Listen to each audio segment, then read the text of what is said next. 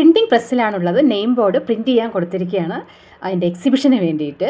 അപ്പോൾ ഞാൻ എക്സിബിഷൻ്റെ തിരക്കെല്ലാം കഴിഞ്ഞ് ഞാൻ റാംകോ റെസ്റ്റോറൻറ്റിലേക്ക് ഡിന്നർ കഴിക്കാൻ വേണ്ടി പോവുകയാണ് കേട്ടോ. Welcome to my channel travel and textiles by Mridu. Ramco restaurant നമ്മുടെ അണ്ണാനഗറിലാണുള്ളത്. മലയാളി റെസ്റ്റോറൻ്റ് ആണ്, പുതിയതായിട്ടാണെന്നാണ് കേട്ടത്. അപ്പോൾ ആദ്യമായിട്ടാണ് ഞാൻ ഈ റെസ്റ്റോറൻറ്റിൽ പോകുന്നത്. ആദ്യം തന്നെ ഒരു ഷവർമ മേടിച്ചു. ഷവർമ നല്ല ടേസ്റ്റൊക്കെ ഉണ്ടായിരുന്നു. ഒരു മെക്സിക്കൻ ഫ്ലേവറെല്ലാം ഉള്ള ഒരു ഷവർമയായിരുന്നു. കുറച്ച് ബ്ലാൻഡ് ആയിരുന്നു, എരിവൊന്നും അധികം ഉണ്ടായിരുന്നില്ല കേട്ടോ. പിന്നെ എൻ്റെ ഫേവറേറ്റ് ആയിട്ടുള്ള മുട്ടക്കറിയും ഇടിയപ്പവും അടിപൊളിയായിരുന്നു. നല്ല ടേസ്റ്റ് ഉണ്ടായിരുന്നു. നല്ലൊരു ഹോട്ടലാണ്, നല്ല ആംബിയൻസ് ആണ്. നമ്മുടെ ദുബായിലേക്ക് പോലത്തെ ഒരു ആംബിയൻസ് ഒക്കെ ഉണ്ടായിരുന്നു. പിന്നെ പിറ്റേ ദിവസം രാവിലെ ഞാൻ നേരെ എക്സിബിഷൻ ഹാളിലേക്ക് പോവുകയാണ്. എക്സിബിഷൻ റോയാപേട്ടിലുള്ള അമ്മത്തിസ്റ്റിലാണ് എക്സിബിഷൻ നടക്കുന്നത്. അവിടെ ഒരു വൈൽഡ് കെഫേ ഉണ്ട്. നല്ല അടിപൊളി ആംബിയൻസ് ആണ് അവിടെ. കെഫേയും എക്സിബിഷൻ ഹാളൊക്കെ ആയിട്ട് നല്ല ഒരു ആംബിയൻസ് ആണ്. അപ്പോൾ അവിടെയാണ് എക്സിബിഷൻ. അപ്പോൾ ഇപ്രാവശ്യം ഒരു പുതിയൊരു മാർക്കറ്റ് ട്രൈ ചെയ്യാമെന്ന് വിചാരിച്ചു. കുറച്ച് നോർത്ത് ഇന്ത്യൻസും മാർവാഡീസും അങ്ങനെയുള്ള ഒരു ഇതാണ് അമിത്തിസ്റ്റ്. അമിത്തിസ്റ്റിൻ്റെ അകത്തേക്ക് പോകുന്ന റൂട്ടാണ് ഇത്. രണ്ട് സൈഡിലും നിറയെ പ്ലാന്റ്സും ട്രീസൊക്കെ ആയിട്ട് നല്ല ഒരു കൂളിംഗ് ആയിട്ടുള്ള ഒരു പ്ലേസാണ് അമിത്തിസ്റ്റ്. ഇവിടെ ഒരുപാട് എക്സിബിഷൻസ് നടക്കാറുണ്ട്.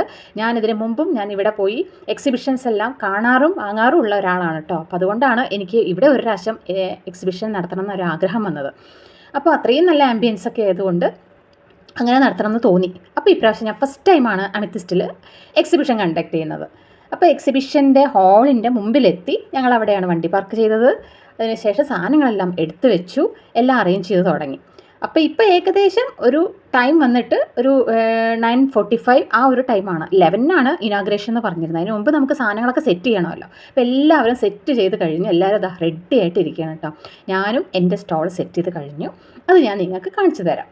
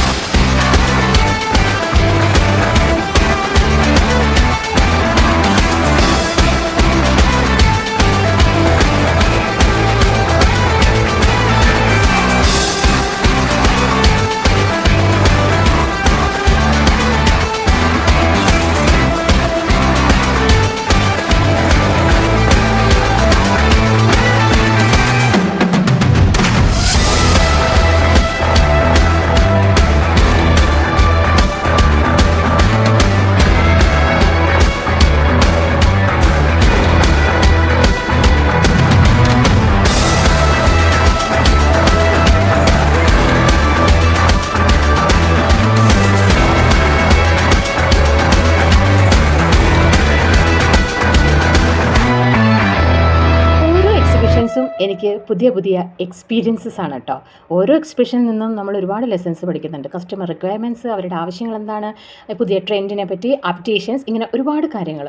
നമ്മൾ ഓൺലൈനിൽ കൂടെ പ്രൊഡക്ട്സ് സെയിൽ ചെയ്യാറുണ്ടെങ്കിലും കൂടുതലും ഡയറക്റ്റ് കസ്റ്റമറായിട്ട് ഇൻട്രാക്ട് ചെയ്യുന്നതിൻ്റെ ഒരു എക്സ്പീരിയൻസ് അതൊന്ന് വേറെ തന്നെയാണ്.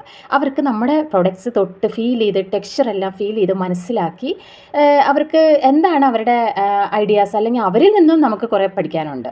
അവരും ഒരുപാട് ട്രാവൽ ചെയ്യുന്നതും അവരും കുറേ ഷോപ്സിൽ നിന്നും പർച്ചേസ് ചെയ്യുന്നവരൊക്കെ ആയതുകൊണ്ട് അവർക്ക് എന്ത് ലഭിക്കുന്നില്ല, എന്താണ് മാർക്കറ്റിൽ കിട്ടാത്തത്, അങ്ങനെയുള്ള കാര്യങ്ങളൊക്കെ നമ്മുടെ അടുത്ത് അവർ ഷെയർ ചെയ്യാറുണ്ട്. ചില കസ്റ്റമേഴ്സ് ഇതെല്ലാം നല്ല നല്ല എക്സ്പീരിയൻസ് ആയിട്ടാണ് പുതിയ അപ്ഡേഷൻസ് തരും, അല്ലെങ്കിൽ നല്ല കാര്യങ്ങൾ ഷെയർ ചെയ്യാറുണ്ട്. ഇതൊക്കെ നമുക്ക് വരുന്ന എക്സിബിഷനിലെല്ലാം ഇംപ്ലിമെൻറ്റ് ചെയ്യാനുള്ള ഒരു അവസരം കൂടിയാണ്. അതൊക്കെയാണ് എൻ്റെ എക്സിബിഷൻ വിശേഷങ്ങൾ.